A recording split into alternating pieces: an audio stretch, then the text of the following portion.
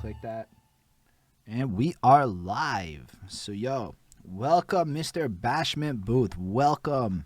We are so excited to have you here. Particularly, I'm excited because it's been, I don't know that many DJs, right? So, in general, it's always exciting to have it when the DJs come through. But for everybody, my name is Holden Stephan Roy. This is Bridge the Gap, and this is the show where we take very smart and interesting people like Bashment Booth over here. We bring them on through, and we have a conversation about their life, and we learn a bunch of knowledge nuggets based on the experiences he's had, and we learn a whole bunch of stuff about him that maybe we didn't know before. And that's how it goes. You know, it's kind of like we're filling out your wiki page over in this little interview here. It's a fun time. But I like Bashment Booth. This guy is very interesting to me. So back in the summer times or whatever, falls, whatever, sometime when it was legal to leave and go places, I get my homeboy hits me up and he's like, "Yo, I got this interview thing. It's in some guy's basement in Ville Saint Laurent. Da da da. We should go. You want to come with me?" I'm like, "All right." So I went. I had no idea what to expect. You got to understand, I was not prepared. Nobody told me what I was walking into this basement. It was like a real thing. So we walk in and you got Bashment there DJing and shit. There's fucking cameras up all over. Everything's fucking set up. There's this beautiful fucking couch and shit. Everything's just laid out. And then all of a sudden, one of the top artists in Cote d'Ivoire walks in the fucking room. I'm like, the fuck is happening here? What? Yeah, Cote d'Ivoire, the country in Africa there. One of their best artists shows up in Bashment Booth's basement. Everybody's rapping. Everything's fucking lit. And it was all proper. And I'm like, the fuck is this place? I never seen anything. Well, this guy's basement is that lit? Never heard any of it before. Then the Twitch revolution comes through. DJs is migrating. Boom, Bashment Booth right there. I think you're part of the Bangers and Mash lineup and some other stuff. I might be wrong about that. I don't really remember all the lineups. But yeah, anyway, so Bashment's up on Twitch. Bashment's not doing his thing. I'm super excited to learn about the origins of Mr. Bashment Booth. So I have a little bit of a token first question. It's a little bit of a story. And then after that, we'll get into talking and learning all about you. So basically, my girlfriend was washing the dishes one time, and she was listening to that Black Eyed Peas song, that I got a feeling, ooh. And she's like fucking dancing, and she's washing her dishes, and she's doing her thing. And I'm going, yo, wait a second. Y'all remember how like fucking 10 years ago, we were all in the clubs dancing in the circle, smashed to that very same song. Yo, tonight's all that good shit because we were fucking faded. And now we're all grown ups and it's chores music or exercise music and all these other vibes that are now attached to this very song that used to be club music, which got me thinking about the club music of today and how this shit's all just going to turn into the chores music of the future. I'm not going to lie, it's a funny thought when you really think about it. And then it got me thinking about musics and vibes and all this kind of shit. And yo, when we often think about our own musical journeys, we usually go to that like puberty era when we start getting attached to music and getting into it. But that's not really like the start of the story, right? So it really starts like when we're super young and we have like no control over the sounds around us, right? So I was thinking about like my parents, because that same chores thing. My mom used to have the discos. My dad used to put on the Led Zeppelins. He used to play all these tapes and stuff, and it would go through all the speakers. And when we were in the car, for some reason, it was like Krista Berg time, but that was not in the apartment. And so like already, even in my life, there were just like sounds and vibes that got like associated to things that would further lead into my own musical journey. So I figure if we're gonna do this right, we need to start with when Bashment Booth is like as young as he can remember. And if you could walk us through the sounds of like when you were that young, what your parents would listen to, siblings, whatever it is, just what sounds were around you when you were little, and tell us a bit about the music in your life then. Well, first of all, thanks for having me on the show, and thanks for looking out for me from last time, because I don't think people know that you came to my place last time to help me out with some software things I really didn't know how to work out so well. So I much appreciate that too. And back to your question, like I said, both of my parents are born and raised in Jamaica, and growing up in Montreal, coming from like a very cultural background. I deal with a lot of Italians, Greeks, Armenians. I grew up with a lot of different cultures, so I listen to a lot of different kind of music from like I said, Led Zeppelin is one of them, rock and roll, classical, hip hop. I just listen to all kind of music. and especially my mom put me into music when I was young. So just to listen to a different sounds and instruments, I just adapt to a lot of different kind of sounds. So it just came into me. So man, it's hard to man. I love music. Just have to tell you, music, all kind of different music. So I was always open minded to all different kind of music from different kind of cultures. That's how I was raised from my mother. I didn't grow up Mm. with a father, is what I'm trying to say. My mom is the one that raised me. My mom is the one that showed me all different kind of cultures from different kind of people. So I adapted them. And the music situation is that when I went into music school, I tried all different kind of instruments. Hold But on, the you went to piano music was school? yeah, I went to music school. My mom put me into music school when I was like 3, 4 years old. No And the shit, reason that's why super is, interesting. and my music school is no longer there anymore. Back in the days, it used to be up in Snowden, which is like on Queen Mary. And my music teacher was named Mr. Barton, immigrant from Poland, straight from Poland. Came down and think to Montreal maybe like in the early 60s, that's what I was told. And he took me in as if I was his own child and raised me. And Mm. he made sure that how it wasn't only one instrument I was focused on. He made sure I was focused on all different kind of instruments. I played from piano, guitars, drums, violin, just name it. I played it all. But piano was actually one of the instruments that I fell in love with the most. So from at the age of 13, 14, I was playing like recitals. I was going around places. I was actually running. See, a lot of people don't know this, so I'm going to open up. I'm actually happy about this show, but no one noticed. At the age I was 13, I was actually voted and ranked probably like maybe around eighth or ninth all over Quebec at my age as one of the best piano players. You were one of the best piano players at that Ranked like at that time at my age. wow. That's Yeah, serious. Yo, this is exactly what yeah. we're trying to do here because people don't know these things because people They don't don't know that. often talk about these things. We don't think I about never being talked that about young. it. I So never this is talked about it perfect. before. The first Um, time. So at that time, yeah, I was actually ranked. were you like Uh, performing and like cuz yo, if you went to a school, were you like doing recitals and all this kind of I stuff was when you doing were all of young? that. I was doing that. I was doing recitals. I was actually traveling places around Quebec. I was going to churches, and I was playing in front of like a lot of people. Like even I had like a live band actually behind me while I was playing the piano. So and we would do rehearsals. I think my rehearsals we would do maybe like 2 or 3 times a week. It was this rehearsal. So when I would finish school, come home, do what I have to do. Then after that, I would go straight up to my Queen Mary and start rehearsing, get ready for my big concert. Yo, And there that's was actually crazy. someone also with me too. It was actually one of my good friends. He's no longer here right now. He passed away at a young age, but he was actually ranked maybe at his age, maybe 6 or 7 before me. And he was someone I actually looked up to. And he was younger than me, but I really looked up to him because he was the one playing the piano before me. It was actually his Mm. father who was very close with my mother. They both work at the same hospital. He's the one who considered that I will go into music school with his son, and we'll Okay. go together and start learning different instruments. So I actually started him also too. Yo, honestly, Bashment Booth, we're like what, barely into it, and you've already dropped bombs on us for real. Like that's serious. No, I mean it's Yeah, truly incredible. I think sometimes people have an attitude about Montreal because we don't know the history and the greatness of the people that actually make up our city and our scene. We don't know right. that we have so many cool people like Bashment Booth, who A is running this interview live cipher thing out his basement. It's fucking lit. Who also was one of the top pianists once upon a time in the province. Like that's big shit, my guy. That shit you should be so proud of. I I mean, appreciate it. Thanks to my mom too, man. Like I said, my mom is the one who put me into the music school. She's done a lot for me. mm. So let's She go opened my back to ears. being young, because I mean, there's definitely a lot of stuff that is to talk about still, because there's other parts of it. Are you a dancer when you're like 5? Are you all about the dancing and trying to get that attention, or are you a shy guy not doing it? Man, I wasn't a shy guy. I love to dance. Like I still to this day, I love to dance. Fortunately, we Mm, can't go clubbing or party like we used to, but still, it doesn't stop me from dancing and enjoying myself. I feel you.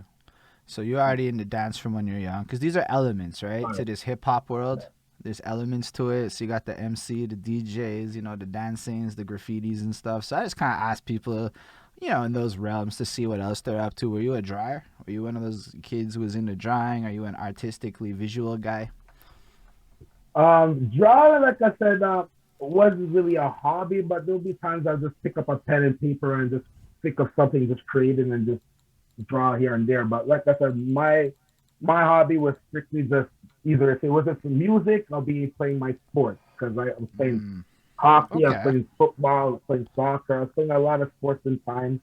And if it So you wasn't you sports, it were was an music. athlete and a Oh top yeah. tier musician at a young one. So you're already busy, and you're already learning how to Ah, time manage and process artists from the. Something I find interesting is that a lot of people sometimes don't necessarily know how many hours of practice and like effort goes into honing a skill. So if you already fucking with music now for like 3 decades plus kind of thing, that's like a serious amount of time put into the craft and like pushing it. That's serious amounts. And so it's worth talking about how much you've practiced and dedicated your life. That's dedicating almost your entire life to it.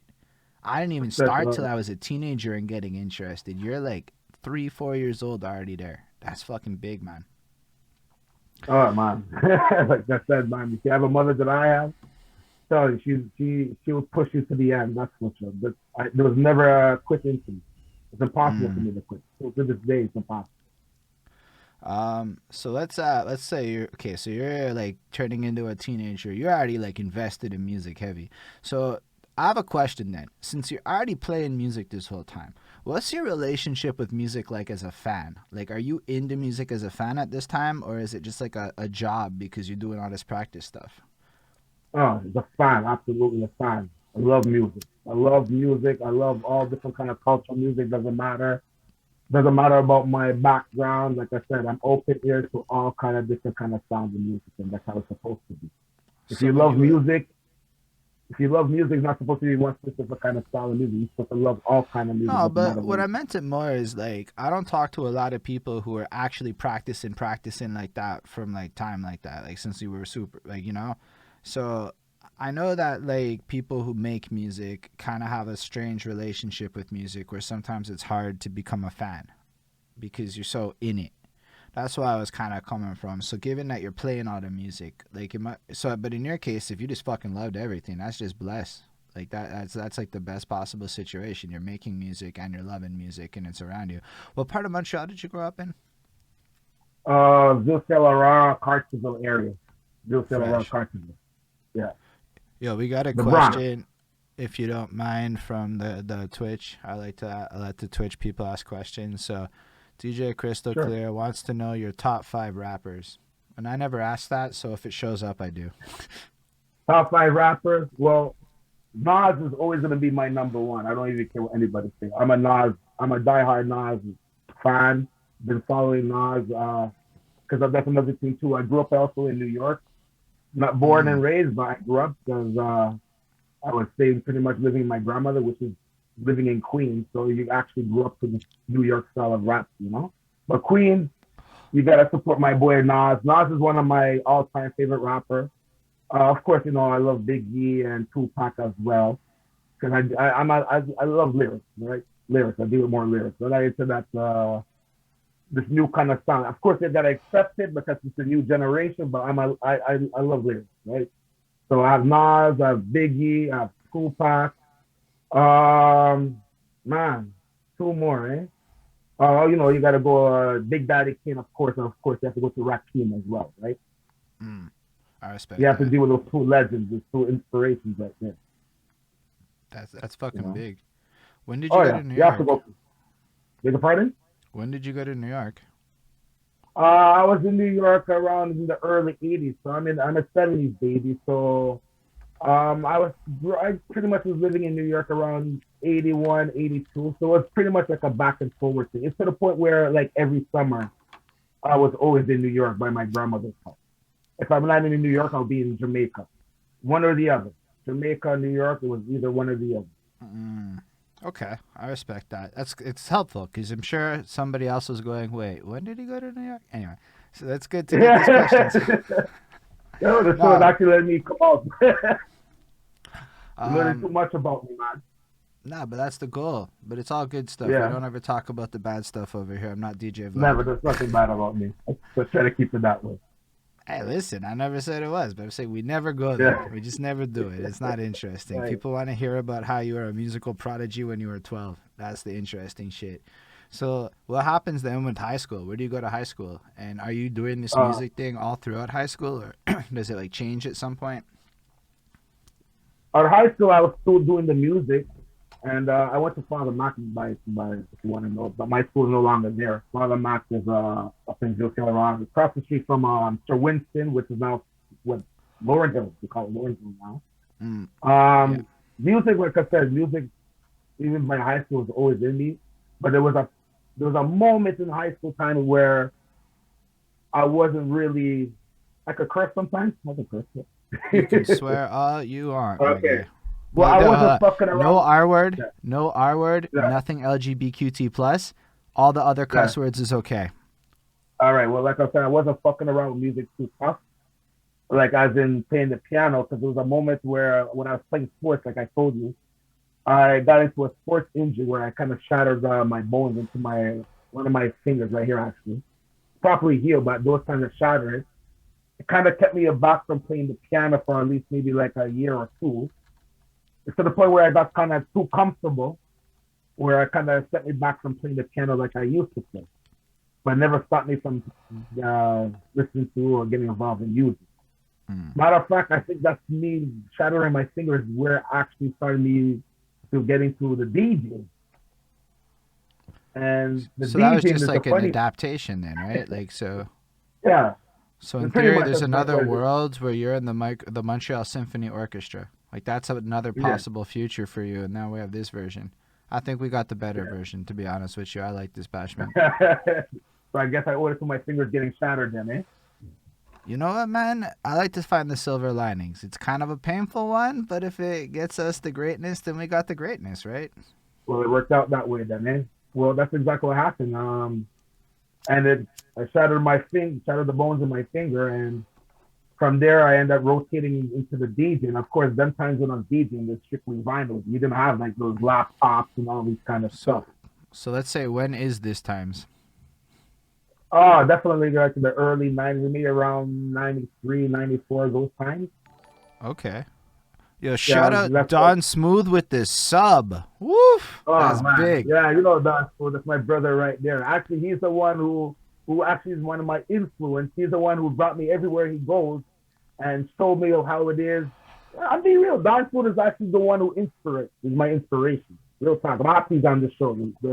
The watch this and listen to this. He's what really my inspiration. He brought me everywhere.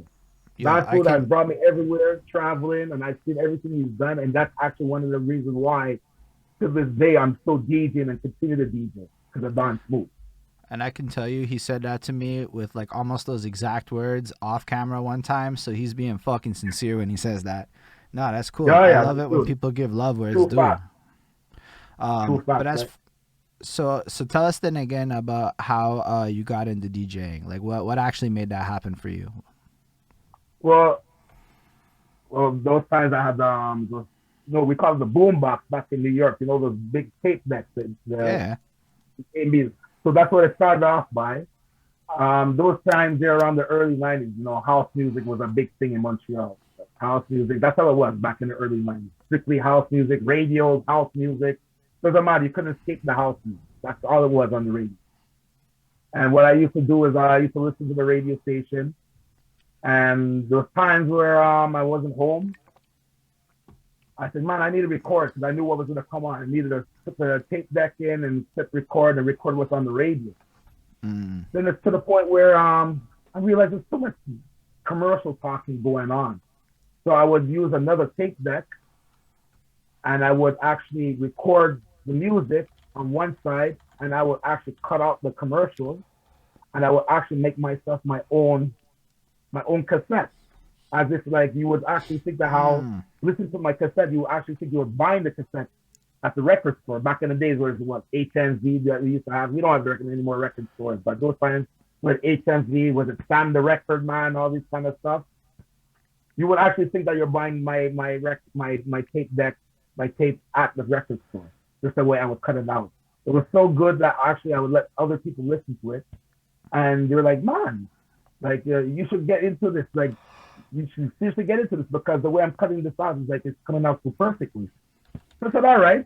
So I started doing that, and then all of a sudden it's like I realized, man, I could do this. Then a family friend of mine, his name is Jimmy Abrazesi. He was actually a house music DJ, and I was very close with his younger brothers. Like we practically lived across the street from each other. So mostly every weekend I'll be over their house. And while I'm over their house playing with his brothers, the oldest one, Jimmy, he'll be in his bedroom and you have his two record players, two vinyls, and he would start doing his mixes and everything. I would listen, and that's the thing about me. My ears are always open. Even I'm having a conversation with you, I can always listen to the other side and hear different kind of sounds. My ears have always been an open mind when it comes to different sounds and music. And Jimmy pretty much caught the music he was playing. He caught on to me. I would sneak in his room. He wouldn't even know I'm in his room. I would just listen to him mixing because he has the earphone, so he doesn't know I'm in his room listening to him. And it's to the point where he caught me and he brought me into his room and he just pretty much showed me the basics of what he was doing, from like playing one record song and how to mix it to the next record song. So he would show me the basics. So it's to the point where every weekend you would his younger brother would think that actually not coming by his house to play with them, but I was really going by to see the older brother. I learned more of the mixing, what he was doing on the vinyl. And, my mother, those times, she's working 9 to 5 jobs at the hospital. She's there working night shifts, mornings. Those times I'll hardly see my mother. So I'll be always by there, sleeping over. I was just 24/7 on the vinyl until I was able to get my own vinyl. And when I first got my own vinyl, I wasted no time. I think that record vinyl probably lasted maybe a day or two. I broke that shit. Because, trying to do these scratches and all this kind of stuff. I was trying to do scratches before actually trying to mix. But I was so fascinated with the scratches when I was pretty much supposed to learn the basics, just mixing, right? And so what are the basics like? Give us a crash course on the basics. Basics like trying to mix one song to the next song with the faders and all that, and also trying to listen to the beat, how to catch it, all the basic things, right? And also trying to mix from, like, for example, like a hip hop song into an R&B song, all the different kind of sounds, the basics, right?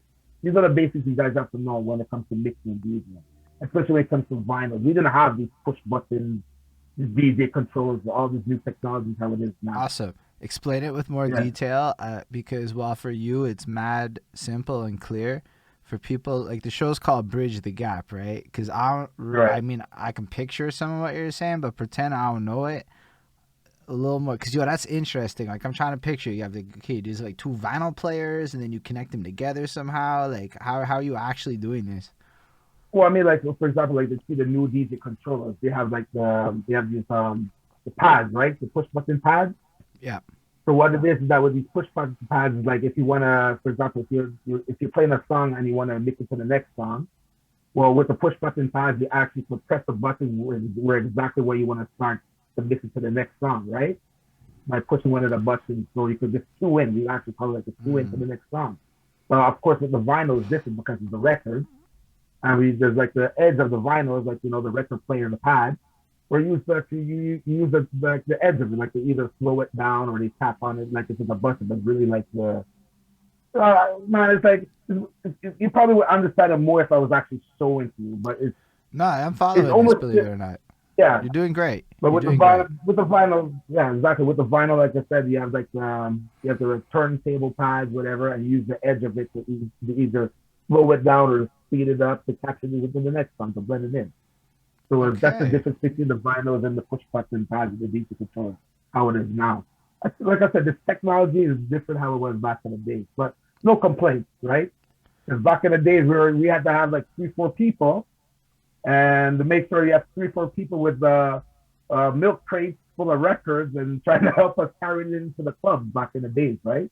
Don Spoon understands that. He understands that. It was a workout. It was actually more of a workout, man, going to the clubs than actually going to the gym. That's sick though. I appreciate you sharing that. Believe it or not, this is great stuff.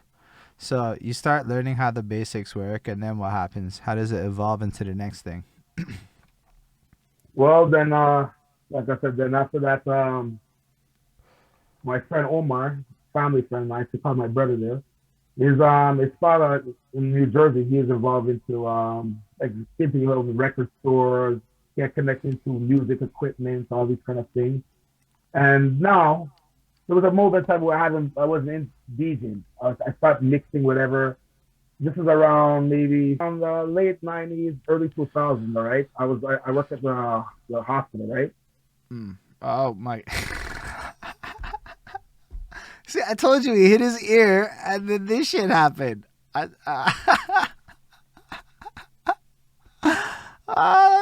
pretty. That's happened never before.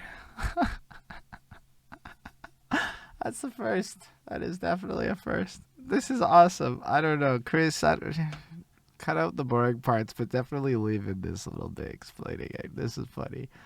Welcome back. Are you with? Yeah, welcome back. Yeah, I'm not doing this Air Force shit. Fuck that. Cause yeah, it seemed like you touched your ear again. And Yeah, I ain't touching that shit. I took that shit out one time. Man. I took that. I said, you know what? Fuck that, man. I ain't taking this shit off, man. And All right, DJ, so let me take this. It got to DJ Ruckus says, "Stop touching yourself." So here it is. All right. So the late '90s, early 2000s. All right. I was working at the Jewish General Hospital. That's where me, Don Spool, most of the DJs that you meet as we speak, we all work at the hospital. Matter of fact, majority of the DJs in Montreal, the top name DJs, we all work at the Jewish General Hospital. So we have this family bonding even before DJing. So there was a moment of time where, like I said, and I was telling you that how Don Spoot is actually one of my influence and the reason why I DJ to this day. Don Spoot was probably traveling all over Quebec, Montreal, just name it, clubs here, events, just name it. Even when we were doing events at the hospital, like Christmas parties, all that. I was there 24/7 with Don Smooth. And just watching him play all these kind of music, just watching the crowds, how they're reacting, it just brought me back into why I love music and the reason why I had to get back into playing music and DJing. So if Don Smooth is still watching the show, I want to thank my brother. Is he still there? Is he still watching? He is, and he co-signs what you're saying. So he says, "No lie, you good," and he hears you. Yeah, 100%. Don Spoot is the one of the main reasons why he brought me back into wanting to DJ and play music. Just to see what he does and how he rocks the crowd. And still to this day, that guy is a true legend. And if you watched the show yesterday, Bangers and Mash, every Tuesday on Twitch, you already see one of the reasons why I DJ to this day. He doesn't even lose a rust. Nah, he's amazing. I didn't know who Don Smooth was until I started this current journey in my life, and now I'm so blessed to know that Don Smooth exists. And y'all should follow Don Smooth on Twitch. He's lit. Follow Bashment Booth. Follow all the people with the word DJ or Don Smooth in their names. I'm just saying. Those are good people to know. Because, yo, you sit there. Yo, what's up, Jamal Hussein? You sit there, though, you're at work or you're at whatever, and let's be real. Sometimes you just don't want to think about what song to play next, but you also don't want that silent. We in work from home times now. It's not like there's the normal buzz of the office.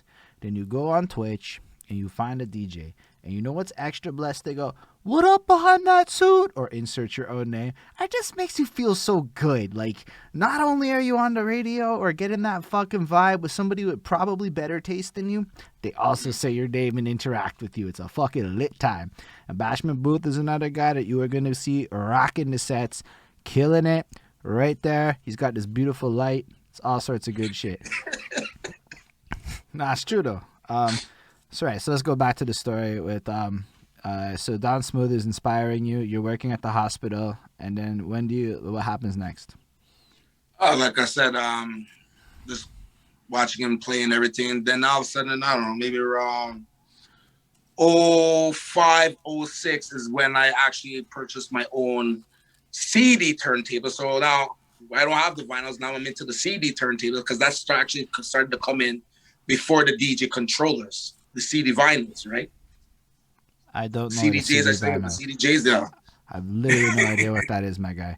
I've Is never that heard of now, it. like I said, it's not the vinyls anymore. It's not the DJ controller, which is now, you're putting CDs inside to play your music now. So you're mixing with the CDs now. Is it the same shit? You're like scratching, or you're just doing it Yeah, the like same thing. It's more? just now it's the CD now. So you have the two CD vinyls. So that's the new thing now. Before we had the DJ controllers. So now I end up purchasing my own CD turntables, and now I'm starting to get back into the music thing, whatever. But I'm not playing out yet because I still have to get back into the mixing because I'm completely rusty. And when I had my first actually gig show was at Sharky's. I don't know if Sharky's still around. It's up on It's not. It's not. It closed and it. Oh, It's Sharky's something. closed down. I'm pretty sure. I might be wrong. Actually. Oh, Never mind. Where is Sharky's it was at? actually my first gig. Where was it at? Let's just say where it's at. Sharky's. But where is it at? You were saying. I think it's on Lacadie. Just off was it Corfu Lacadie? Yeah, Right. Lacadie. It's up on Lacadie Street. So if people know about Sharky's was actually one of the big popular pool hall places where everybody used to hang out, and it was actually run by Otis Grant, which is the professional boxer in Montreal. Big up Otis Grant. He used to throw a lot of parties over there. Okay. And Yeah. So tell us about your first gig. My first gig, well, Smooth was actually there. My first gig there, we did like an event, was a Victoria's Secret event. So we were just trying to bring in the the people, the fans, and trying to do like events and trying to bring a lot of women's around, letting them know like, the best looking women with the best outfit, whatever, will get a gift card and a certificate to Victoria's Secret, whatever we could do just to bring in the people. It wasn't really a big success, because now, you're starting to promote, and we didn't do it too well. So it wasn't really a big crowd, but we still had supporters, right? But it was the first start. And from there, we end up building. No shit. And then from there, I end up doing things on my own, actually. Because my partner...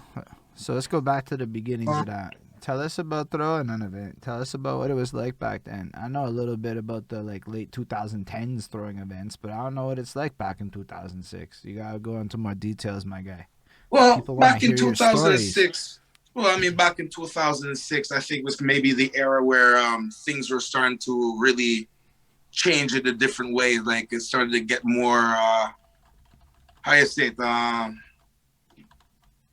more rough, I could say, maybe into the music thing, the clubs. I think the music that was playing out right now, I guess, get everybody more into a hyper kind of situation, I could say. I don't want to say too much, but yeah, it's different, man. It's different compared to now. Now we have no clubs right now, right? Everybody's on Twitch. But even then, this is like just after the smoking ban that you would have gotten into this. So you're in a pretty volatile live scene that's shifting as bars are adapting to the things. Like I know in the West Island, everything closed in 2006. The West Island, eh? All the bars. There's 5. Okay, so I turned 18, and it's 2005, and all the smoking. Like I swear, it's like I turned 18 and smoking got banned and everything closes. That's what happened to me at that point in my life, and that's the end of 2000, maybe 2006. So right in that era, the bars all of a sudden, I don't know exactly what year, but whatever. I know when I turned 18, fucking all this shit was no longer allowed to smoke, so all the bars sucked ass for a while. Obviously things bounce back, life moves on, but it was to me, a transitionary era of the live scene just because of that. So it's nifty that's when you got into it. Oh man, it was really 2000. See, so long ago, man. Time flies. It was really 06, 07 where everybody was allowed to stop smoking. It was 05, 06. It was okay. It was around then for sure. I was in CEGEP. I started CEGEP in 05, and that was the first year you couldn't smoke inside this school. So at the end of 05, it was illegal at that point. And so, man, you're making me feel old, man. I'm not young, my guy. You're making me feel old, man. You're making me feel really old. I didn't realize it was that time.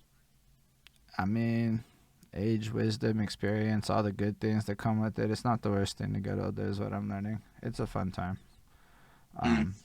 But 06, 07, that's where the music was more, like I say, more clubbish. Hip hop was Yes. more clubbish kind of way. More T-Pain had clubbing. Lil Wadies and all that. Like that auto-tune was coming in at that time. Oh, I forgot about the auto tune, man. T-Pain and all these guys, the auto tune. I mean, Don smokes like we used to smoke in the hospital. That's amazing. Lil Jon was That's man. true. We used to smoke in the hospital, everything, man. Time has changed, man. There's a lot of things we used to do. We can't even do it anymore. I never got to experience it. I turned 18 and the shit was all fucking done, and everybody was complaining and telling me how good it was last year. I'm like, Yeah. that sucks ass. I was like, yo, we used to roll blunts and smoke it inside of Abbott, and I'm like, the best I got was one time they had some shisha with weed in it going in a club room, and I took a couple of puffsy poos and felt like a badass. You know, our generation, there's times, man, we didn't even care where you couldn't smoke. We would just find a way to smoke it there. Like I said, Spoon is right, man. We were smoking in the hospitals then times back in the days. There's a lot of things we did. We don't want to say too much. We never want to say too much, but some stuff is fun.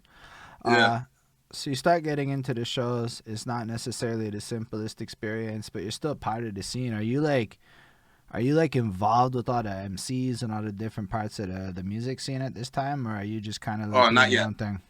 I'm just doing my own thing and trying to put together like events, because I wasn't doing too much the club scene. I wasn't really too much, like if I would ask the DJ at the club, I would do it.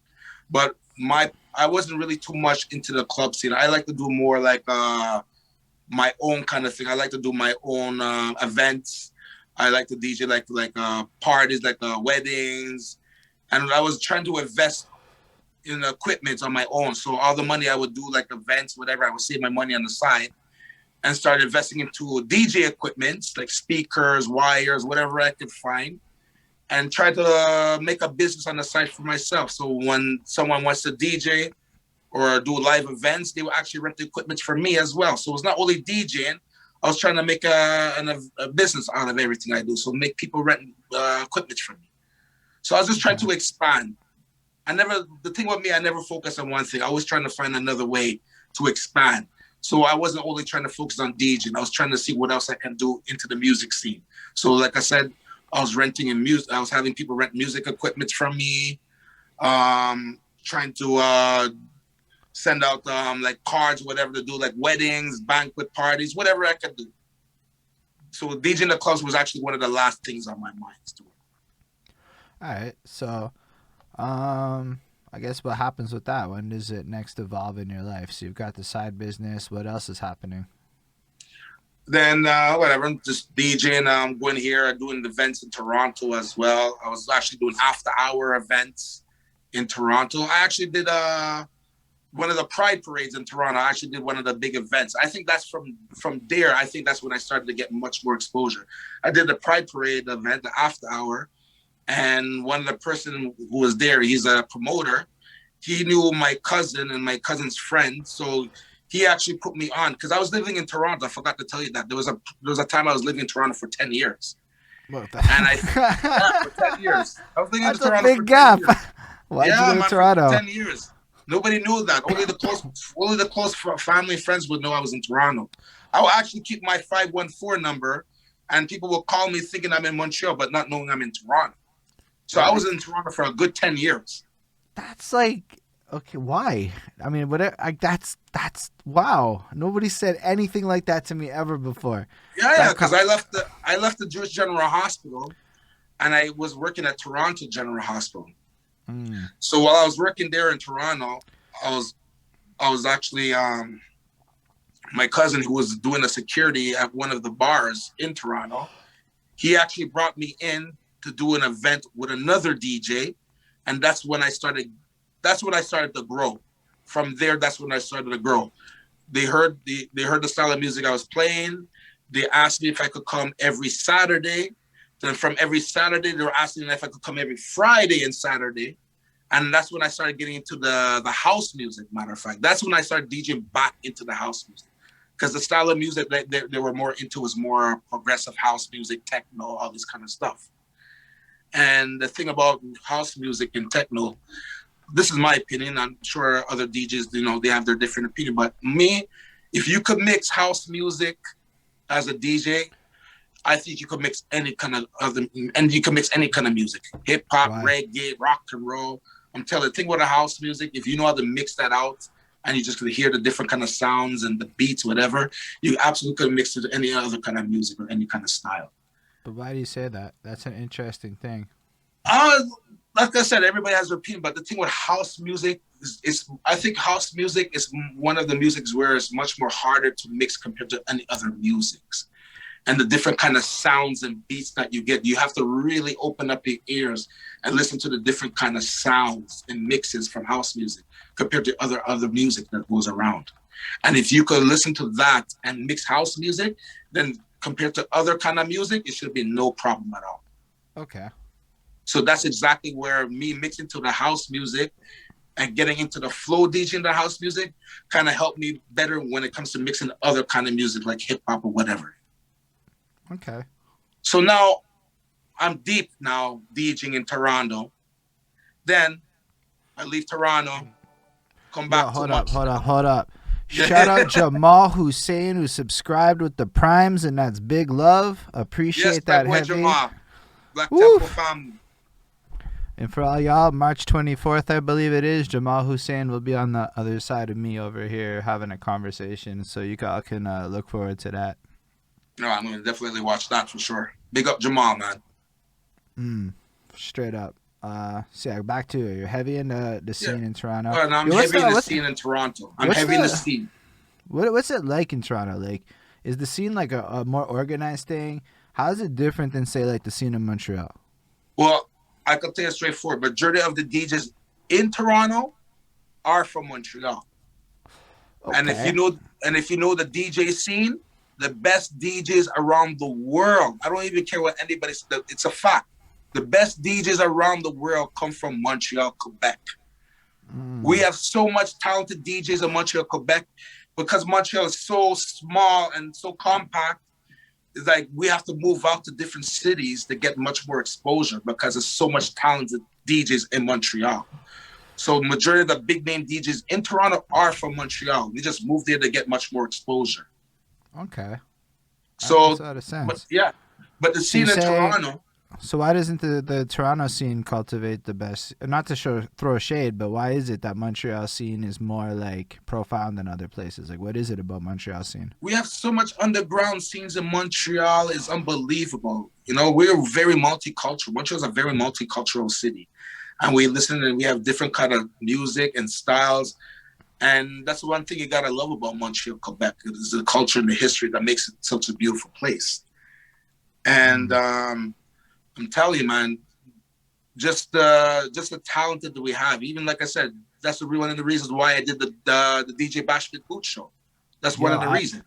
That's a fascinating comment we just got from Don Smooth. The DJs control the scene in Toronto. The promoters control Montreal.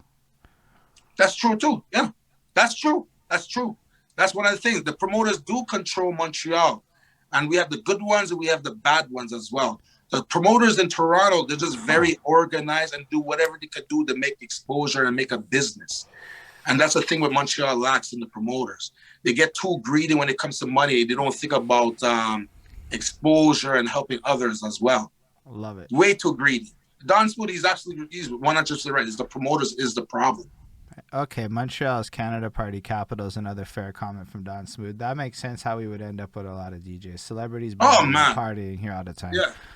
Actually, I went to Toronto one time, and I've only been to Toronto 2 times. So, of the 1 times, we were like, me and my boy were like, yo, shout out Blessings 1973 for the follow. Me and my boy were like, let's go bar hopping, because I come from Montreal.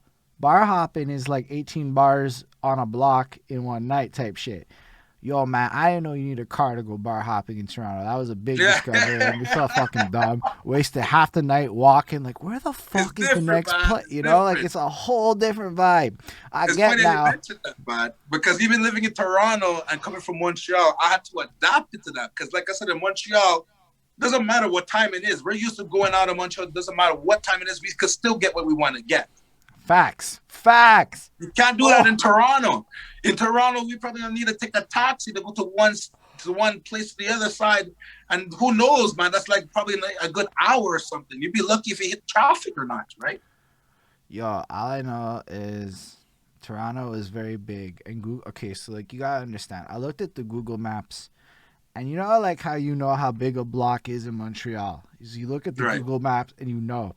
I didn't know that it wasn't the same in Toronto, and that block is like 6 times as big as the block is in Ah, Montreal. And big, whew, big, big, big, big. There's a big city, you know, a big business area. Like I said, if you want to get exposure, Toronto is actually one of the places, and I thank Toronto too. I never got Montreal is my love, my heart, my home, but Toronto, I have to thank Toronto because Toronto is the one that actually helped me get much more exposure. And I brought the exposure from Toronto, I brought it back to Montreal, and I never left after that. so what do you mean by how did the exposure happen? Describe the exposure. Was it just the Pride Parade, or was it just more in general? Like, what Well, is it like I, that's different about it? Toronto, one thing about Toronto, they do. It's not like Montreal. Montreal is like almost like an every day, 7 days a week. It's not like that in Toronto. In Toronto, everybody's just can't wait for the weekend to come so they could party. Toronto, Montreal, we could party Mondays, Tuesdays, Wednesdays, Thursdays. It's just finding a place where to have a good time. It's not like that in Toronto. So Toronto basically has events maybe every weekend or maybe every maybe every 2 times a week. Who knows? But the thing is with Toronto's events, they're very organized and they make it such a big thing that how when you do one event, who knows how much you're going to be walking out with, right? But it's a Mm. very big event. They're very organized. And like I said, the promoters in Toronto, they know how So to get things taken care of. so basically, the promoters in Toronto create almost scarcity to make each event hype, in a sense. Exactly. Exactly. Whereas I'm already watching dudes planning shows for September in Montreal, and I'm like, wait, what? Like, yo, we're still in curfew. I'm like, okay, do You're your right. things, you know? So I'm like, all Yeah. right, I see what she's saying now. And I'm not, there's no disrespect. I personally, I'm going to wait till a little bit past September before, like, I'm going to wait for things to, like, settle down before I worry about in person again. But, I guess the fact that everyone's just so ready to go and throw a show, let's be real. I've always, like, told people, yo, like, every day of the week, there's something fucking every day of the week. Not just something. There's 100 somethings every day of the week. Pick a thing you want to do, and it's like you don't really consider that, but then it makes it mad hard to get your little show popping off and to see it at. Right. I see what we're all saying. This is fucking dope though. So it's cool in the sense that like Montreal is lit, but it's mad hard to get shit lit in your lane in Montreal, to put it a Yeah. different way. Yeah. It's just too much competition. Toronto's, like I said, is much more open. So you could do an event one side. I could do the event the same day on the next side, and it won't be any problems. Yeah, Right? it's because nobody wants Montreal, to go if an you do hour. an event the same day as another person event, you'd be lucky to get people to come to your event. It depends on the name, the fans, the supporters that they have, right? Yeah, no, I mean, I've experienced a lot of this just being an MC in the city and going through the live circuit for quite a few years. So I dibbled and dabbled once upon a time. But like, nah, I've always thought the live scene had some peculiar things about it. And I think one of the things I've realized is there is no scarcity, and it's not really the low end of the scene's fault. It's more like that tourism push at like a municipal level that created this vibe, and I'm sure it's been like this forever. I'm sure it's not a new thing that there's always something to do in Montreal. Right. Anyway, I just think it's interesting shit, right? Because at the end of the day, somebody like you knows way more about successful parties than maybe other people. And so your insight is invaluable. All of the DJs. I came to realize in this quest that the DJs, the beatmen, y'all are the more interesting ones in the sense that you watch more. You pay more attention to things that people like me are too busy talking to really notice most of the time. So that's why it's really fascinating when you have that perspective. Like, it would take a Don Smooth and a Bashment Booth to be pointing out the differences in Montreal and Toronto's party scenes, when really we should all know this. Like, this is shit all of us should know so that we could operate with a smarter sense of how to maneuver in this environment, So Right. there's big knowledge nuggets in my eyes. I really appreciate it. Appreciate it. Thank you. Thank you. All right, so tell us a bit then, I guess. So you're gaining some, clout over in Toronto. Yeah. What's some cool stories? I mean, you're a fucking DJ popping off, like doing your Yeah, thing. I'm popping Tell us- off in Toronto. Toronto's actually is the one that boosts me up to get the exposure, get me going. And then, like I said, it was like every every Friday, Saturday, I'll be at 2 locations at the same day. I'll be somewhere near Richmond Hill, which is the York region in Toronto, they call it. And then from there, I will do an event. And the same night, I'll go downtown and I'm doing an after-hour event downtown Toronto. And I'll be there from like the next day. So I'm reaching to the after-hour event for like maybe like 4 in the morning. And I'm coming back home like Sunday, maybe 2 or 3 o'clock in the afternoon. And this was like almost like every weekend I was doing this. And working at the hospital as well, too. That's serious. You're serious, yeah. So pretty much I picked up my fan base, and then from there, you get a homesick, whatever. I reached my goals, everything I needed to do in Toronto. So I said, all right, came back to Montreal. And coming back to Montreal, I was more on the low. Nobody really knew I came back to Montreal. And I kept it that way until I started contacting the close friends, letting them I'm back. And wasn't DJing yet because I was just trying to settle in. Then I ended up reconnecting with my boy DJ Ruckus and the rest of the crew. And then from there, we just started to put things together and start trying to do events and birthday parties and all that kind of stuff to get back into the scene. And then from there, I was asked to do some club events in Montreal, like Visions and there's another club there, Saska, all these other bars and events. Started slowly picking up. And then from there, I started giving people better deals on like birthday parties and all this kind of stuff. And then from there, I started picking up. I started DJing back again. But the show, the DJ Bashment Booth show, that's where I could say that doing the show and the DJ put together is where I had to take it to a next level. And as you can see, you came to the show, you saw what I was about, what the show was about. Yeah, so I'm going to get to you about the show then. So the show situation now.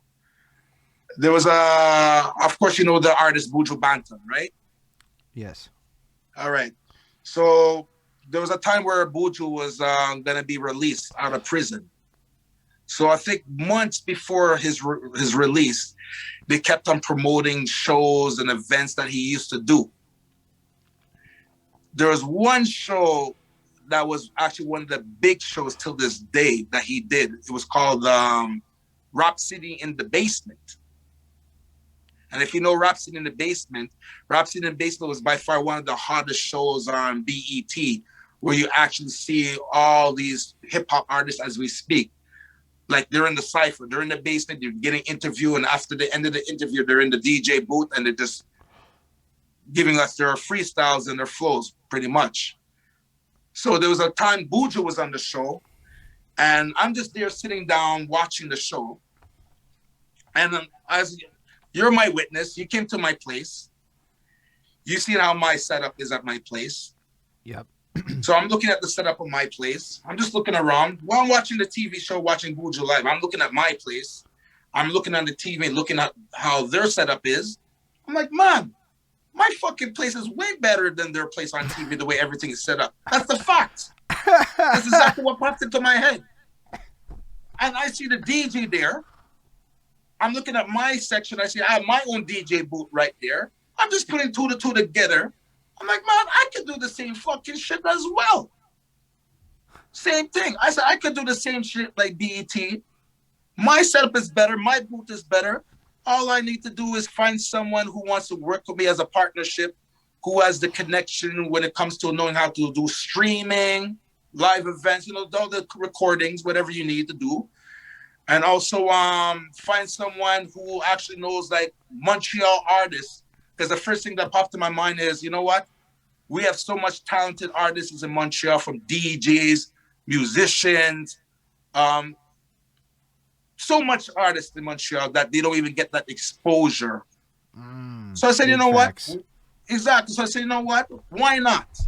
Why not I do the same thing in Montreal, just like Rhapsody in the Basement, but let's help these artists in Montreal get recognized. So let me make a show where I could get these guys recognized. Doesn't matter if you're an artist, you could be an athlete, anything. Come on the show, DJ Bashment Booth, and you're going to get your recognition. Plain and simple. That was the first thing. Money, none of that was on my mind. the love of music, the passion, and just to let people know how much talented people we have in Montreal who's not getting recognized. We're the I mean, best, man. yeah, I feel that. I mean, I went on my own journey, right? So it's not Right. like I don't. I mean, we're doing it. I'm doing.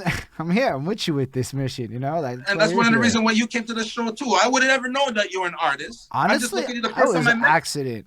All I know is my boy Chemo hits me up one day, and he's just like straight up, "Yo, there's this thing, and it's in a basement, and like." I don't know. I don't like going to things by myself. And I'm like, oh, okay, Chemo, what the fuck are you getting me into, right? Because you got to understand, this is not the first time Chemo has hit me up in a similar fashion during COVID to be like, there's a show opportunity thing. And I'm like, this is fucking weird, right? Because everyone else is complaining about whatever. I got to go perform a few times. Anyway. So he hits me up and we end up at this bar in the middle of wherever, with the fucking Battle Axe Montreal people doing some shit. It's like fucking weird shit, right? Anyway, so it's fine. I'm not like mad or whatever. It was a great experience. I made new friends. Life was good. So Chemo hits me up again and he's describing it. And I'm like, all right, let's do it. And so I come and we go in your basement and I'm like, we're in it. And I don't really know what happened. I would argue it was like a sequence of events transpired. I know I rapped. I know Chemo rapped, and then it was fun. I made more friends, and then they got really serious about don't go to people's houses, and I stayed home for like mostly the last 7 months. When you first grabbed that mic, I'm telling you, you got everybody all shocked, man, because nobody thought you would grab that mic and do what you do right there, bro. I gotta give it to you. You have some bars, man. And the thing about you just do everything on the spot. There's nothing written, nothing. You just do everything on the spot, and that's why I know that you have some talent right there. Yeah, I appreciate that. That's big words. But yeah, no. I mean, I guess that's true. I was honest. I didn't even think I was rapping. You got to understand.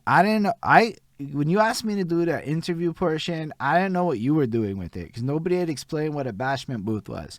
So I'm like, nah, Chemo's supposed to get interviewed. I don't want to take this man's shine. I'm going to go stand in the corner and, not do that. That was in my head. I didn't realize what was even happening there. Okay, like I think when you grabbed the mic, the first time, I think you already took it away from him. A sample of freestyling. We forgot about it when she grabbed that mic. That's the truth right there, bro. We forgot about it. We're like, who is this guy in the suit coming to my house? Nobody knows he came to my house in the suit. That's why I'm saying the title of your name says it all, bro. The suit says it all. Who's the guy behind the suit, man? Who is this guy? Yeah, I would argue I put a lot of thought into the branding. I mean, yeah, it's perfect. Fits you perfectly, man. Fits you perfectly. It's a perfect. Suits you well, man. Shit. I'm not the best with the compliments. Everyone else, like, I throw the compliments real well and they come back my way. I'm like, shit. All right, Don Smooth wants me to fucking freestyle, which makes me nervous because it's Don Smooth. Listen. Freestyle for us. Let them know what you got, man. All right.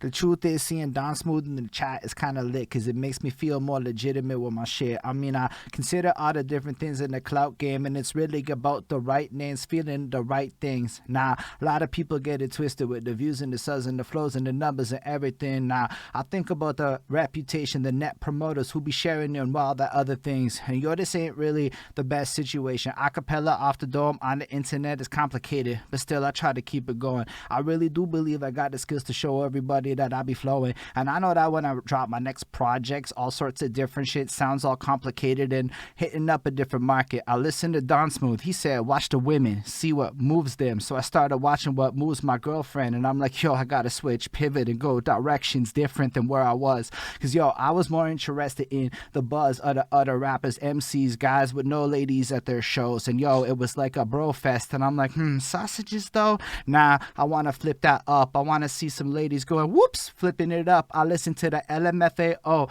every time they're saying getting crazy, baby. Ladies flash them titties and it's kind of great. And I'm going, wait a second, how am I going to get the three-way unless I got some hot girls there that convince my girl to bring her home? And I won't get that if it's dudes all in the show. All right, that was enough. Just had to remind my girlfriend what my intentions are sometimes. That's why I try to say, man. Once you grab that mic, nobody knew who Kimo was after that, bro. Yep. See, Look, I'm trying not to be like a bragger like that, cause everybody fucking you're talks not all that bragging. It's shit. just the facts, man. Like I said, you gotta salute the ones who are got that talent. You can never waste talent, right? You have to let them. You always have to let the person know you got it. I don't know if I agree with that, cause you look at the legends, and the legends let other people elevate them, and they don't have to say it. That's true too. That's true And also so, too. But so you I'd also could be rather a have teacher Don as well. Smooth. Yeah, sorry. Thanks for the bits, Don Smooth. I appreciate it. Don Smooth throwing bits after a freestyle to me says way more than me going, bro. I'm the illest rapper in Montreal. Get the fuck out of here, man. Fucking D-Shade and shit is still around. Everybody's still around. Like, everybody's still around, okay? I'm not the best. I just think that I can motherfucking hold my own, and I guarantee you if motherfuckers have me at their show, more people in the crowd will get lit than, say, other people at their show. That's all I can say. True. Facts. I can't say everybody. I can say people. Generalize. Whatever. Take what you will with that shit. Look, I don't need to be the best. I just am very confident. I practice every day. Singing is where I'm at. Fuck the rapping. The rapping got simple, right? So now it's like, how can I expand across? I have about 4 octaves now, and I want to hit a 5th octave. You know, like, I want my falsetto to be good. Can y'all rap in falsetto? That would be interesting to me. You know, like, can we do these? Anyway, I don't want to go down this path. I can just fucking rant for days. Yo, Bash, you rap? I'm getting your turn. No, I can't rap, man. I can't rap. Of course That's you one can. thing. I can't rap. I'm more of a singer, but I ain't gonna be singing on the show either, too. You know. Fair enough. You can sing, though. Maybe one day. All right. Well, I just play music, man. When he says one day, he means maybe if I was a little drunker right now. Yeah, that's probably true. You know, that's probably true. That's probably true. All right, so tell us a bit about how you got started with Bashment Booth, like the actual process of getting started. So, like I said, once again, I'm back to like watching the BET Rap City in the Basement. So I'm there watching, and I realized, my setup is better than what I'm watching on the TV. So shout out to DJ Ruckus. His wife's father, David, who is the owner of he has his own streaming business. It's called Viv Media. Okay. All right. I knew David a good while because of DJ Ruckus, because like I said, he's married to his daughter, right?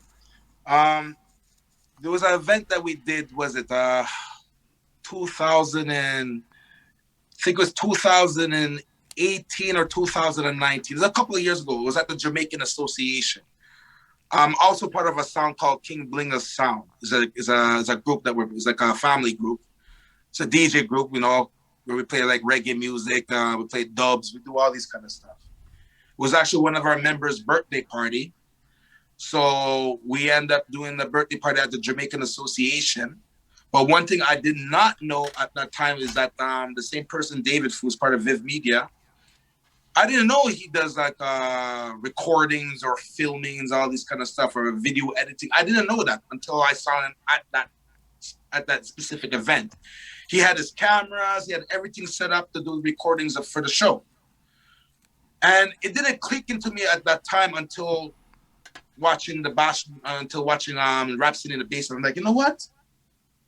I need to contact David and find out if he's if I actually tell him about an idea about doing the same thing as Rap City in the Basement, but do it into my house, if he would be interested to actually work together, because I don't have the cameras, I don't have the equipment, he has it.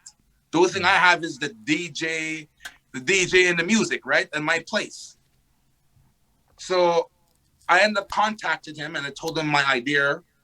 And I didn't even get a chance to explain to him everything. He just said, you know what? I'm going to come to your house right now. Mm. I thought he was joking. He ended up coming to my house maybe like in a good 30 minutes just getting off the phone with him. When he did that, I knew something was going to happen. I knew he was serious.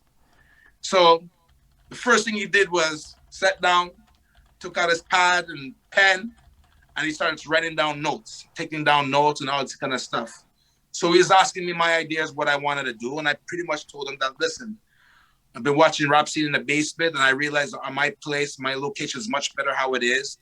My goal is to have no, like I said, my goal was to find a lot of these talented artists in Montreal, not only Montreal, but all over Quebec, have them come on the show, perform, do what they do, get the recognition, and from there, we take it off to the next level. Sarah, who's also one of our bookies for the show, she's the one who books all our artists. She's actually one of the reasons why our show is where it is right now. She pretty much knows these music artists and all these talented artists in Montreal. So she's the one who contacted someone that she knows, contacted us, brought us to the show, and she actually brought her nephew, who's also an artist. And KB, who's also another artist, big up KB. Like KB Turcoleone. He was actually one of the first beg your pardon? Like KB Turcoleone. Exactly, KB Turcoleone. Yeah. KB was actually. Oh, that's how you say it. How do you say it? Turcoleone. KB Turcoleone. Turcoleone. That's where he goes. Turcoleone. That's where he goes. KB Turcoleone. Okay, fresh. I was saying it like terrible, and Preach and Kobia was making fun of me, and so I wasn't trying to say his last name. I was like, okay, KB. Anyway, but yeah, KB Turcoleone. That's what he goes by. Big up KB. And KB was actually one of the first artists that we interviewed to start the show. Fresh. To get the introduction. He is the one who started off the show. And Sarah, our bookie, actually had one of her nephews come on the show with his friend, who's also an artist. So we started off from there. And then the next show we had, I can't remember the next show, we had another artist. I forgot the name of the artist so long ago. And we had DJ Judgment. DJ Judgment is one of the top soca DJs right now on Twitch. He was on our show. And when he came on our show, he was actually starting to be a soca DJ. He was a DJ back in the days, but he didn't label himself as a soca DJ. So that interview that we did him on the show is when he actually started to be a soca DJ and named himself as a soca DJ. And now he just took it to the next level. So I was very happy to have him on the show at that time, because at that time is when he just started to bust. And right now he's by far one of the top DJs on Twitch playing the soca music. So it was actually an honor to have him and knowing that he was on our show. And yeah, I feel that way. I know exactly how that feels, believe it or not, because I have Bashment Booth on my show, and it's such a fucking honor to have him here. Appreciate it. I mean that. I feel that way about most people, though. Like, I feel like everyone that comes through here, it's like a blessing, you know?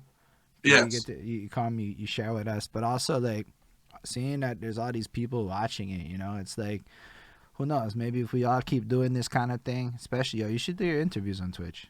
I'd fucking watch your interviews on Twitch. You know what? That's another thing why I actually wanted to talk to you about, too. That's another thing we're thinking about. Like the Bashment Booth doing the live event on Twitch as well. So not only DJing on Twitch, but doing also like live events, have these artists come on and perform. Holy shit. We can do that, actually. It's very in line with what I want to do next. So we started our cypher on Tuesdays, where motherfuckers is freestyling. It's part of why I was confident. I basically spent the last 6 weeks on Tuesdays freestyling on Twitch in front of peoples and shit, right? So I got my it's not sharp, it's getting sharper, okay? Like, it's not what it will be, you know? And don't stop. Don't stop. Nah, man, it's great. It gets good numbers, and then the numbers keep going up. Plus, we're networking and shit. We trying to build up. You know, I'm not like the only person in history that's ever done this, but you create these little communities where people can come together and rap together. That's how you get like group tapes. That's how you get collective fan base growth. That's how it's all collaboration. But I need more interview peoples on Twitch and shit. Like, I'll look at your bangers and mash, and it's like 10 hours of DJs. And then every day, y'all are in a different lineup. Every day. Big up the bangers of my show, and especially the vibe chart. Like I said, we have like by far the best DJ lineups. Like I said, yesterday we had Don Spoon, the legend. And we have DJ Bobby Payne, I Wonder. Big up Preach. Preach is actually one of the guys who actually made DJ Bashment Booth show, took it to our next level, because he was the one who opened the door for us when he came on the show. And the ratings, when he was on the show, took us to a whole different level. So I got to thank Preach. Preach put the marking on the show. He put the marking on the show. Would you believe that, if I'm being honest with you, my whole life changed when I talked to Preach and Kobia one time on Instagram Live. I'm not surprised at all, man. Preach is definitely a great role model. He's done a lot for us, and he continues to do a lot for everybody. He never thinks about himself. And actually, he's the one who actually he actually is the one who pushed me to go on Twitch and start DJing. Because I knew about the Twitch situation, but I wasn't taking it seriously. And I didn't know where Twitch was going to be until now. And I actually thank Preacher, because he pushed me to go on Twitch. He pushed me, even DJ Ruckus as well. Them guys pushed me to the next level to go on Twitch. No, but it's still really cool. But from like the other end of it, so I come on Twitch because so big ups, shout out Willie Scandals for joining us. So like for Preach talks to me, and for 2 hours straight, I got like 15 words in. I didn't even know how to interview proper. I was garbage at that moment. And he told me about 1996 to 1999, and I was like, the fuck. Like, I didn't even know history existed in this city and shit, right? Like, all of a sudden, Preacher's breaking down shit, like shades of culture, fucking Butter Babies and all this. I actually took notes. Oh, yeah. I watched the whole thing. I have a whole note file from that shit with so many names. I know a lot more of the names now as time's gone on, but it's still a lot of homework to do. But I realized, a lot more people are like me and don't know shit, but still are participating in the scene. So it got me inspired to document the history of the Montreal hip-hop scene, at least on the Anglo side, because the Franco side's going to get a lot of grant money, and we're not going to get a lot of grant money. So either we do it or it doesn't happen. That's the facts of the situation, right? So here we are. Ruckus, you want to come on the show? Holla. I don't know how to get a hold of you guys. You're usually just Twitch handles. Like, all the DJs, holla. Come on, man. Y'all got good stories. Good. Oh, yeah, you got to interview Ruckus, man. No, but for real, I get the better business talks when I talk to the DJs and the beat makers and shit, because y'all, like, made businesses. And a lot of rappers don't have as good business talks. Not to say that not all rappers have good, whatever. It's just, artists are different, man. Artists are different people. Like, yeah. But like I said, Preach, man. The guy is he's a great role model. He's done a lot for the city, and he continues to do a lot for the city. All of a sudden, I get this call from Preach one day. You're fucking up your Twitch. And 30-minute lecture later, and he's not wrong. He's like, bro, you can't be talking to rappers like that. And, he comes at me. He's giving me like 2 or 3 30-minute lectures, and I swear to freaking God, all of them have enhanced my career in some way or another. Because, I'm not going to argue with a guy if he's right. No, I believe that. Same situation with me also, too, with the DJ. Like I said, DJing on Twitch, learning these OBS programs, these streaming things there. It's like, it took a while for me to understand that, right? And especially they get into the new thing. Like I said, we're not DJing the clubs, we're not doing the events anymore. Everything's like at home, but streaming, right? Yeah. And same thing as you. When I first went on live and doing the raid situation, I'm not too sure if everybody knows what the raid situation is. It's like when you're going from one DJ to the next DJ show, and you keep the same viewers and you make the same views go to the next DJ. I fucked it up, man. I ain't gonna lie. I fucked it up. I did it, and like he let me times. have it. He let me have it. But not in a negative way, in a positive way, right? And that's the thing about Preach. When he lets you have it, he doesn't let you have it to bring you down. He makes you into a better person. But raids are cool. Cause that's where I was going with it. Who the fuck do I raid? I raid DJs. Who the fuck else am I gonna raid? There's nobody else for me to raid. There's no rappers for me to raid. There's no fucking interviewers for me to raid. Willie's in the crowd. I can raid Willie, but Willie's more akin to a fucking DJ than not with his show playing music, right? So it ends up being like, what'd be blessed? I'm doing a songwriting session because I started doing that. Now I'm writing all of my music. I'm writing it online on Twitch. Fuck that shit. What am I gonna hide it in the bag for? You can write a track online. It's easy peasy, lemon squeezy. Motherfuckers is invested. Then they want to cop that shit when it's finished. It's like actually got a really sound business model behind it if you think it through with the modern market of attention spans. Make people be part of the process. Then they're invested. But like, nobody else is there. I'm like, who do I raid? Who's there? And I'm like, guys, come to Twitch. Nah, my guy. The live shows are coming back, my dude. We're going to wait for that. I'm like, oh, all right, whatever. I don't know. It's like weird. And I'm like, but the DJs. Look at the DJs. But the DJs. And here we are. Yeah, Twitches have been the best thing for us, actually. I love Twitch. I'm on Twitch 24/7. It's hard for me to even get off that app, Twitch. I'm on Twitch all times. And I'm just on Twitch looking at other DJs around the world on it and looking at their versatility and the music that they play. Twitch has done a lot for everybody, straight up. Yo, but like, there's a whole like songwriting community, right? Like, motherfuckers just play music live now, like concerts and shit, like out their home. I can rap a whole set out my home right now on beat, make it proper. I can't host a group session out my home. So I already know how to do the thing where we'd use my computer and not your computer.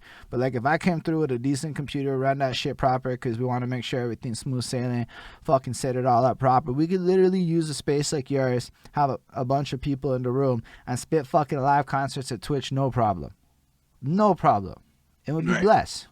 And more people would watch. Yeah, true. That's and true. It would look lit on the gram.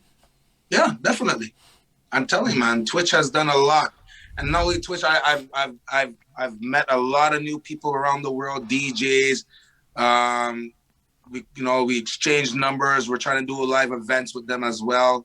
So yeah, Twitch has been a very family orientated thing, right? You know what I mean? It's a family thing. Twitch has made everybody into a big family.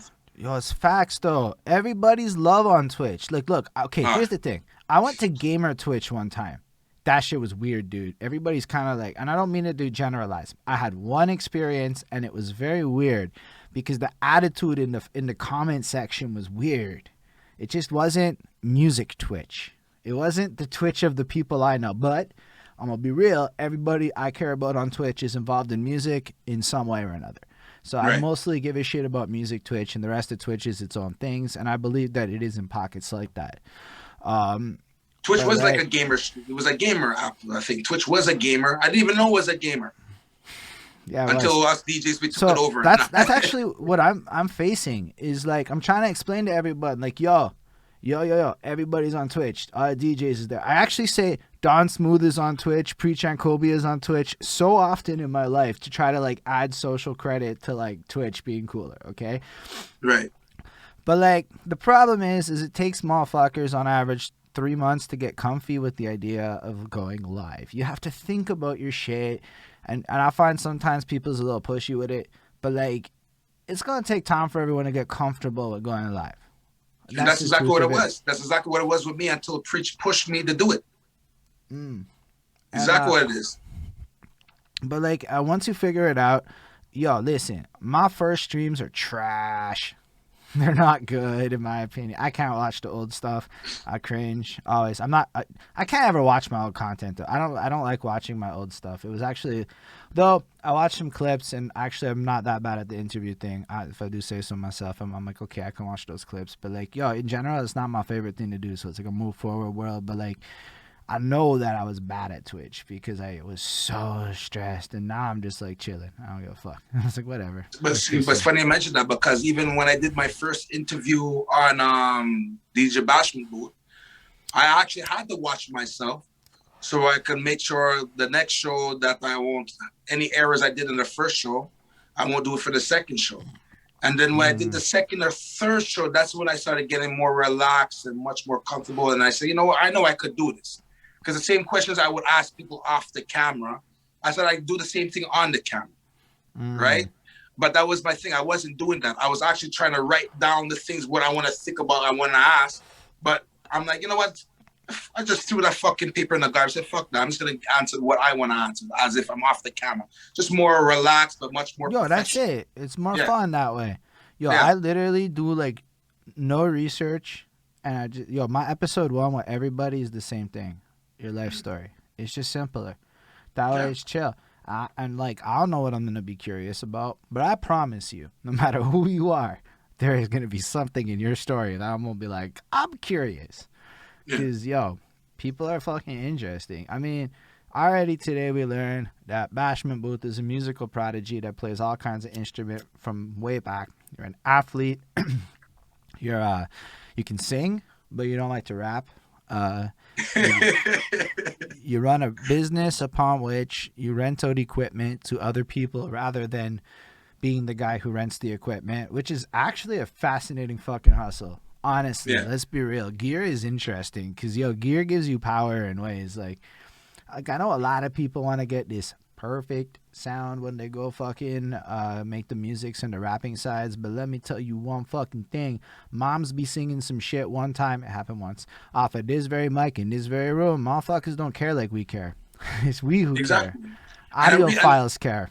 Yeah, The and I rest of the realized world is- too, because like when I was doing live events, I'm like, you know, I'm paying other people for their equipment, rent their equipment, and the money I would make from the event is like it will come in my pocket and leave, because of course I have to pay the guy for renting his equipment.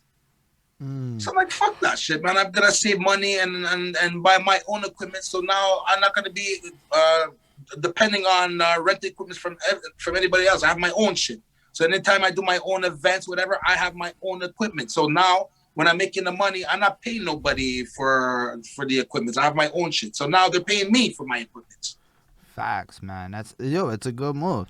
Like, Yeah. yo, I don't have to pay for studio time. Honestly, I don't have to worry about that shit. I can buy beats when I can afford beats. I can go at whatever pace I want. If I want to spend 12 hours wasting my time on one takes now, it doesn't cost me more money. But are there gonna be female artists on Bashment Booth in the future? Oh, absolutely. That's, you know what? I'm happy you mentioned that, because till this day, we've been trying to look for a lot of female artists to come on the show. And we've been searching and searching and searching. I'm not saying that there isn't, but we know there's a lot of female artists out there. We're just trying to contact them and get them on the show. That's perfect. And so, you know what? It is what it is, man. If you can I've line gotten it a up, few. So I got a couple ladies I could send your way. You know who you really want to definitely. get, though? Chrisella Nicholas of 514 Online Mix. Because she's doing some crazy shit for the media, and getting her on your show would be big. And you want to find people? She's the plug. Yo, send her my way, man. Send her my way. She just started an online radio shit for reals. Like, she's probably live doing the radio stuff like tonight kind of thing. Like, straight up on the website. They own their shit. Fucking player. All Montreal's type stuff. All love for the city type thing. And it's really wonderful to see what they're doing with it. There's also fucking Serenity. Serenity's fucking blessed. I don't know if you've seen Serenity's one of them, in my opinion, a top 5 artist in the city. This is a Holden opinion thing, what I like. So she's fucking blessed. She came through like a week ago even. So like I can, that there's Natasha Marie's blessed. She came through. Lorelai Lahiri's blessed, and she came through. So I'm pretty sure most of these people I could be like, yo, Bashment Booth doing the thing. And then Bashment Booth and I talk about how he just needs to pay for a fucking Zoom. My top 5 so far has 3 names in it, because I don't have a top 5. I have a top 3 of 5, and there's in no particular order, but straight up it's Cool Man Logan, it's Flipstar, and it's fucking Serenity. I don't have the other 2 names yet. I haven't thought about it enough. I myself, fuck that shit. I'm in my top 5, so I have one more name to put. I decided I like myself enough to be in my top 5. I listen to my music, and it's blessed. You don't have to agree with me, though. That's what the Bashment Booth show is about, man. That's what the booth is about. And having everybody come on the show and show their talent and get recognition. That's why we do it. Once again, it's not about the money, man. It's about the love. Nah. And that's facts, though. But yeah, so I'm gonna try and get you some people like that. I didn't even know you didn't know them. So I'll try to tell all the lady peoples I know. Cause yo, for me it's the same thing. I'm like trying to find female beat makers right now. Lady, I don't mean to use female. I feel like women. I don't know what the right word is. I feel like everybody's offended by a particular word you could pick there. So I just, whatever. Of the opposite gender of mine, peoples who make beats, I am on like a mission, and it's like so fucking hard to find it. Like, how do you Google it? Like, it's like, I know it sounds stupid, but like there is this lack of a repository of a base search thing that has like all the people's fucking organized. So like I was even looking into like fucking Wikipedia software, because yo, if we just fucking linked up and made a wiki, then we'd just be able to fucking reach out to each other. It's just a big project that I don't want to do by myself. But like we need some shit like that, because fuck, man, how do you find people? It's so like word of mouth. So everybody in my life is like in the same age group for the most part. They're all fucking Southwest people, because I'm an NDG, and it's like so hard to get out of my circle. So yo, it's not, none of us are gonna get Wikipedia pages, Ismail, because of what the fucking requirements are. Like maybe Nate Huss qualifies, Maybe 3-4 other people qualify, but the requirements to get a music Wikipedia page are fucking ridiculous. So the only way we're actually going to get this equity in place properly to get that thing is if we build it ourselves. There's at least one free fucking Wikipedia software, but the project's more fucking huge and I can't do it by myself, but I'm very happy to be involved in that shit. But shit, cause like, man, I'm trying to like reach out. So again, there's this circle, but there's probably 2,000 to 3,000 fucking MCs on the Anglo side alone. Forget about the Francophone side. I'm not being hyperbolic. There are probably that many just rappers in that motherfucking city. Forget about the R&B. Forget about the bands. Like, you know how big our music's? You do know how big you're a fucking DJ. Of course you know how big this is. So yeah, I understand your frustration, and I just had to empathize with you because, like, for real, it's hard to find people, and there's so much talent, man. Everybody's good. Like, everybody's good in this city. It's almost good, like... Man. There might be some people that maybe don't know where they're at in the game, but even their shit's good. But that's what the show is about. And that's why we have Sarah. Sarah seems to know majority of these artists, and that's why we have her in charge and she just books them. They send her all their demos, their information, everything that she's supposed to receive from them. And then what she actually does is that's the thing about Sarah. She has a good open ears when it comes to talent as well. And she's the one who actually picks which artist that she feels will be a perfect match for a show to come on for the next one, right? She's not like she said, oh, this artist is better, this one, whatever. She just says, you know what, this artist could be the next one. I'm going to have you come on the show. And from there, they come on the show and they do what they do. Right. No, I mean, plain and simple. Yeah, plain and simple, you know. And like I said, the Bashment Booth show, we've been around it's about 2 years. We're going on 3 years as we speak. You know, of course, about the curfew and everything that's going on, it kind of hold us back a bit. But like I said, we could find a way to work things around. And the Twitch situation, we could have them perform live on Twitch as well. Literally, yes. Honestly, your setup is proper for it. If you're registered as a business, it's legal. Yes, exactly. I mean, just throwing it out there so that people don't know that shit. As long as you're registered as a business, it's legal to do something like that. And Bashment's place is actually big enough to reasonably keep the 2 meters apart shit in place and like, make it legit. So, like, of all the people I know, your crib is one of the only viable places I know to fucking actually hold the show proper. But yeah, in theory, you just fucking run that at the Twitch, which if y'all are interested in something like that, y'all gotta let us know, though, because, like, these are all things that can happen, right? Like, technologically speaking, it's not. I know he's got the gear. I've been in the place and seen the stuff. That'd be blessed. You can elevate that. Interviews, though, shit. Just sit there in front of the camera like this and then have a Zoom with the next person. And then you set up a little thing in the OBS and you fucking hit stream. And you put some names on it. And motherfuckers stick around because the conversation's blessed. You just keep it running, my guy. People like that. And then back to where I was going with the who do I raid, then I'm like, yo, we just did an interview. Bashment Booth's doing an interview. Let me hit that shit. You know, like, and it gives you a whole other lane to explore because, yo, talk radio is lit. Motherfuckers be feeling that shit according to the stats. I didn't even know talk radio was lit. Oh, it's lit, man. It's lit. I didn't even know it was lit, too, until I did the show, too, the Bashment Booth. Everything's lit, man. When you have a good conversation and you know the right thing to say, the great topics, man, you could attract so much people. It just goes on and on. You don't even realize it. Nah, like, so I'm realizing it now as I live this part of my life, and this has been what I do here. But it's also cool because we've been fucking around with that cipher, and it's not necessarily my perfect vision of a show. It was more like the best I could do. Right. And it's kind of like a giant ad to sell Montreal beats. Everybody in the cipher is Montreal beat makers. Right. So that's my favorite part of that. Rappers can be from anywhere. I don't give a fuck where you're rapping from. But like, the beats has to be Montreal. And yo, also there's a lot of young peoples. You got to make sure you bring in some of the young peoples that are doing some big things right now in the city. Like I talked to this 17-year-old. I didn't know he was 17 until like 5 minutes before the interview started. And I'm like smoking a joint like, oh, you're a biter. Shit. I don't know what the ethics are on that crap. And this guy was like telling me Instagram strategies, and I'm like taking notes and shit. I'm like, yo, you gotta talk to some of these young ones, man. They're gonna up your social media game. Gonna be giving you tips that you can't learn in master classes because everybody in the master class also doesn't know how to be 17. That's some true facts right there. Yo, all I'm saying is that's a big thing, and I'm fucking loving. It's just how we like can communicate via this world with anybody. Like, let's be real, like.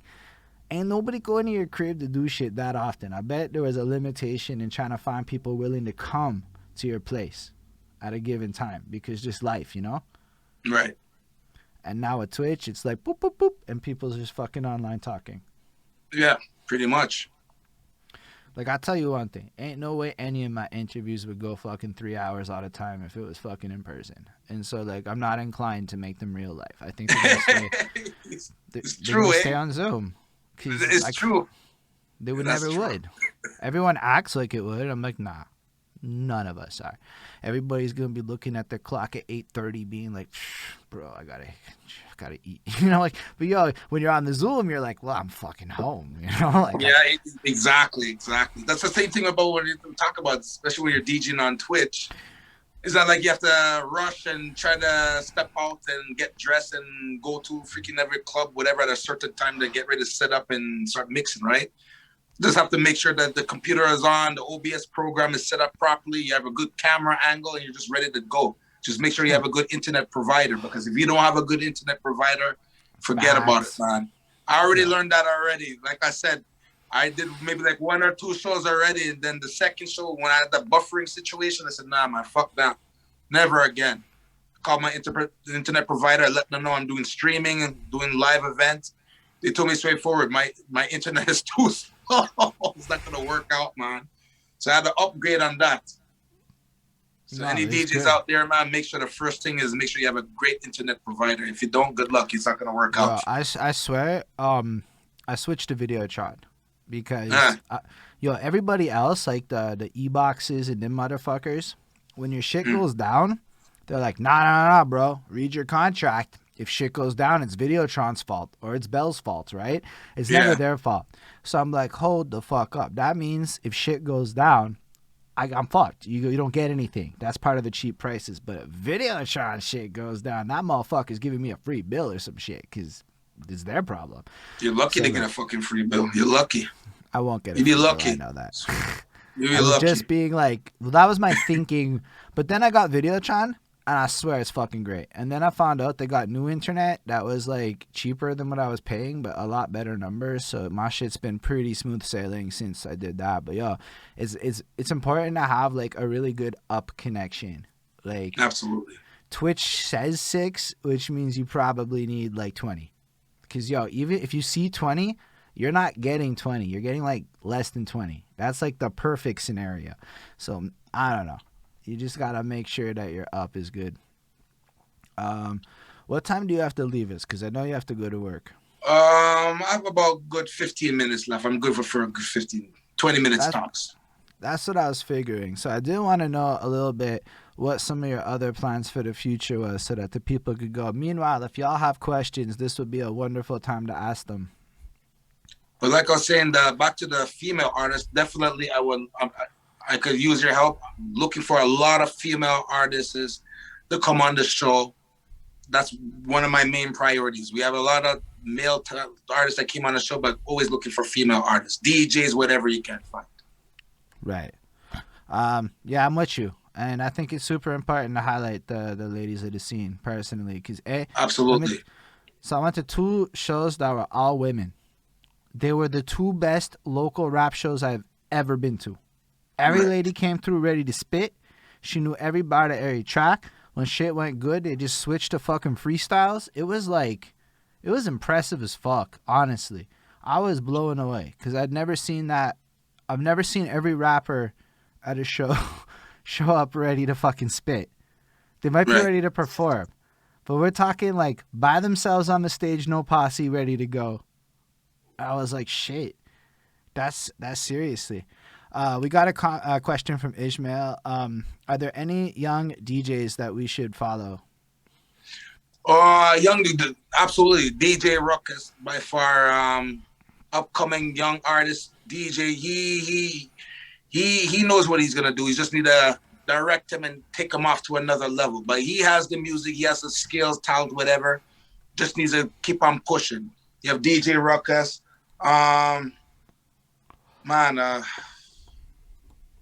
Yeah, well, there's a DJ, DJ Kaz. You have another DJ. He's doing his movements right now. He's a young DJ. He's been on the movements for a while now, a couple of years. I started to follow him a bit because I keep on hearing things about him in DJ competitions, whatever. Man, there's a lot of DJs out there, and there's a lot of them I do not know, and that's what I say the booth is about. But those two DJs, definitely DJ Ruckus is actually one of the DJs right now you need to watch out for. He has the music. He knows how to rock a party. Everywhere I go, I bring him along with me, and I show him the ropes, and he knows exactly what to do. He sees how it is. The same thing how Don Smooth, what he did with me. I follow Don Smooth. He showed me how it is. I do the same thing as Ruckus, and hopefully the same thing Ruckus will do with someone else that's younger than him as well. Yo, that's the way it should be, though. It took me a long time to learn that shit, though. For real, it took me a long time to learn that that's how it should be. But I think that's something I'm trying to change, is to remind people of my age group, us millennials, that maybe we should give a fuck about elevating the youth, because absolutely, who else is fucking doing it? If we don't do it, who's gonna do it?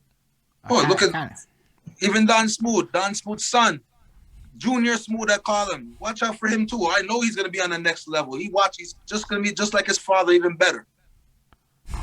I like that. Right, Smooth? If you're still there. I didn't even know that Don Smooth had a son that was oh, trust man, I didn't even know he was like that too until the Smooth sends me clips of his son mixing. I'm like, man, Junior Smooth in effect. Watch out for Junior Smooth, man. That's fresh, man. Man, I appreciate you coming through. I think this is a fucking great episode. I think it was a fun time. I appreciate that you're having me, man. And I love everything you're doing. It's like I said, same thing what you're doing on Twitch. It's the same thing I've been trying to do with the DJ Bashment Booth. So you have the same idea. I feel that shit, man. Yeah. So I fucks with it heavy. That makes you part of the squad of peeps. You, absolutely. 504 Online Mix. We gotta link up and make big things happen. That's what it is. That's the whole point, man. You know, we're not trying to settle. We're trying to get exposure, trying to make everybody better. You and I working together and everybody else. We can make it happen. Like I said, you have the connections with the female artists and everyone else. You just send them my way. That's all it is. And whatever connection I have, I send it your way. So Gabrielle had another question about dancers, to which I only know one, and I tried to get him on my show, and then he bailed on me. But I would personally fucking love to have dancers, because they're fucking interesting people, and to me, they're an element, and it needs to be explored. Would you have dancers on your show?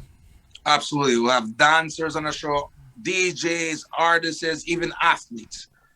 Our show is not only based in music. Anything that can help anybody get recognized, whatever skills and talents you have. That's what it's about. That's what I'm telling you. Montreal, Quebec, we have so much talented people. We're just trying to get them exposed and help them out. And the same thing, we're helping them. They're helping us out as well, getting our show recognized, right? So we're helping each other out. And that's how it's supposed to be. We help each other out. Everything positive always happens. Yeah, I appreciate that for real, does.